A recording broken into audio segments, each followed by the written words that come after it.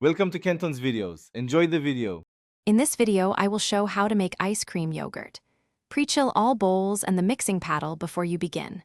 Start by combining full-fat yogurt, your sweetener of choice, and a splash of milk to loosen.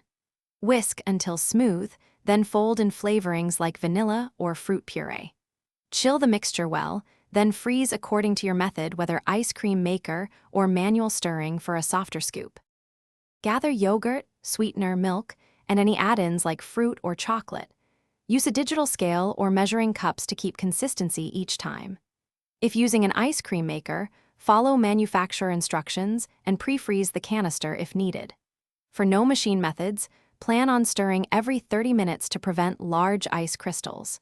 Chill the final mixture before freezing to speed up the process and improve creaminess. If you're finding this helpful, please subscribe and like the video to support more recipes. Quick recommendation: these leak-proof containers make storing and transporting your frozen yogurt so much easier.